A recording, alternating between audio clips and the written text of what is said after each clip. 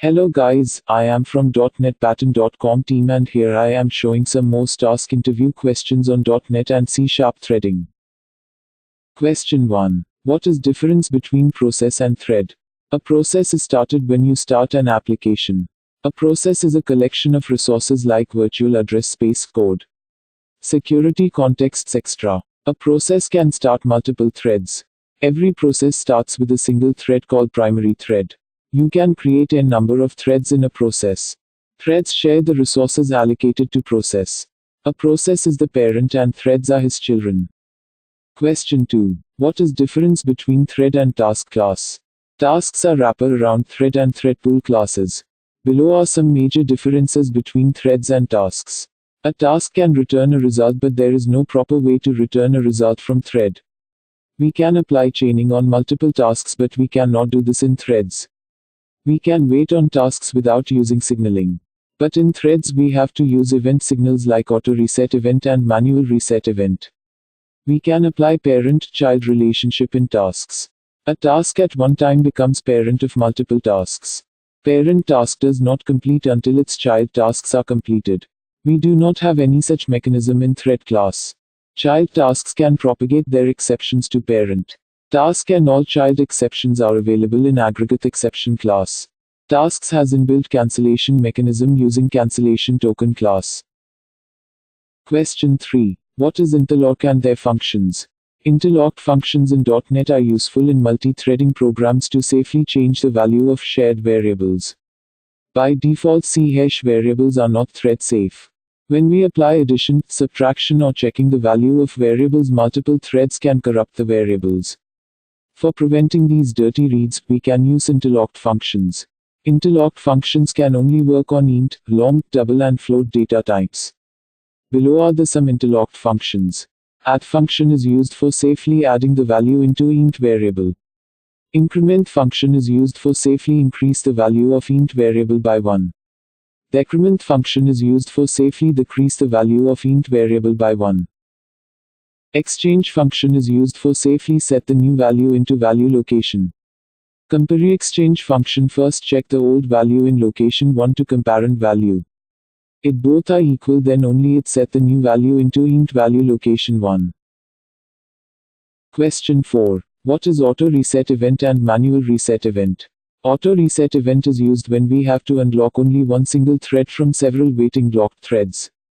Manual reset event is used when we have to unlock all waiting threads. Below are some differences between auto reset event and manual reset event. Manual reset event is used for unlocks many threads simultaneously. But auto reset event is used for unlocks only one single thread. You have to call reset method manually after calling set method to reset the manual reset event. But auto reset event set method automatically calls the reset method. Question 5. What is semaphore? Semaphore is used when we have to restrict how many threads can enter a critical region. Semaphore is simply an int32 variable maintained by the kernel.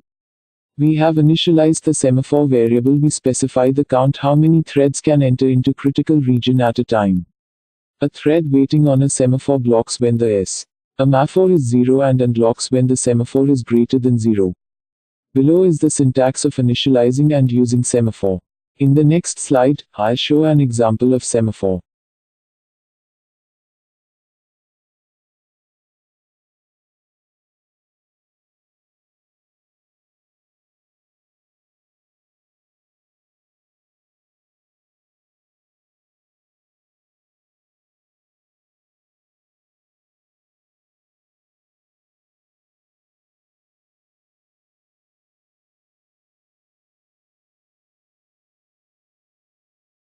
When we instantiate a semaphore object, we have to provide two parameters in the constructor.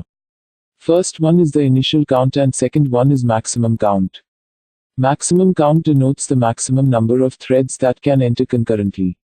Initial count denotes the initial number of threads which can enter the semaphore directly.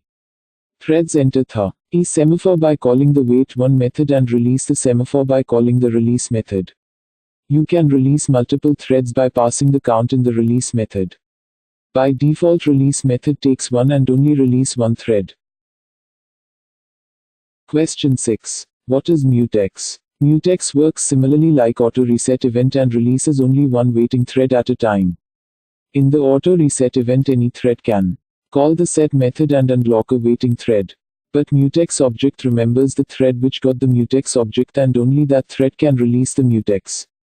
Mutex object auto record the thread ID which got the mutex object, and when a user calls the releaseMutex method for releasing a mutex object, it internally checks whether the releasing thread is same as the thread which got the mutex object. If yes, then only it releases the mutex object, else it throws an exception. Here is the mutex famous example. Mutex is like a key to a toilet. One person can have the key occupy the toilet at the time.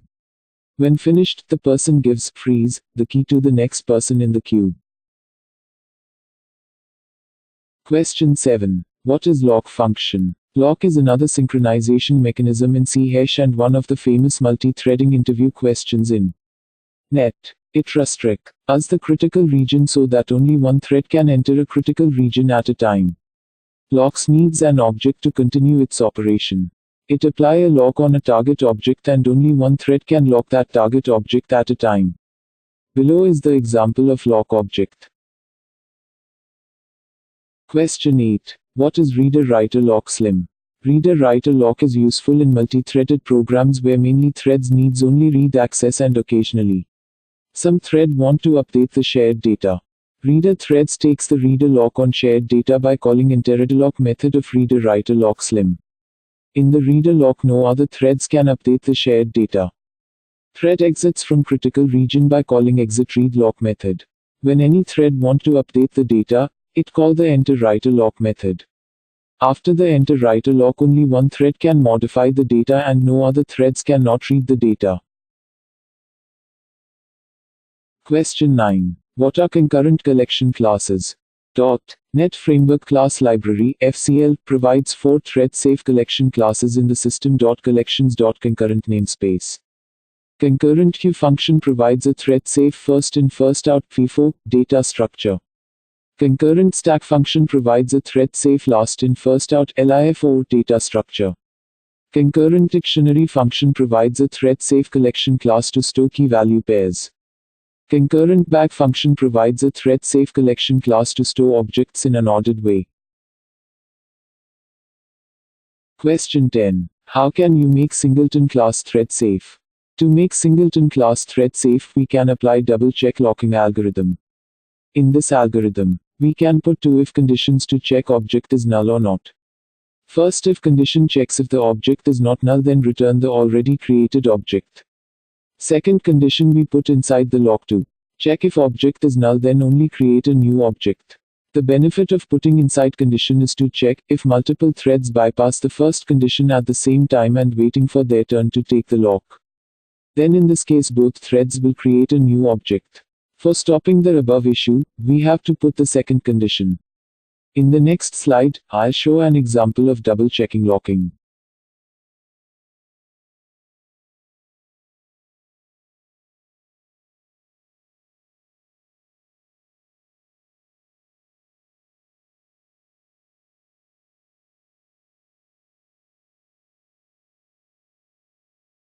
Question 11. What is the difference between lock and monitor? Lock is just a shortcut for monitor statement.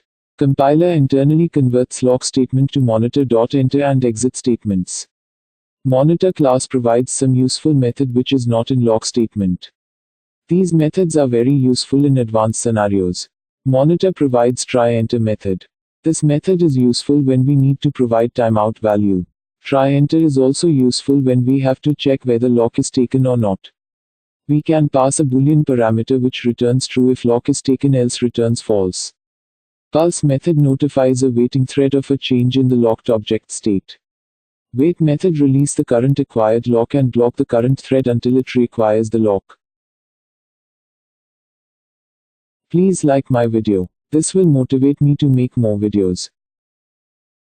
Please click on subscribe button and click on bell icon for latest interview questions videos.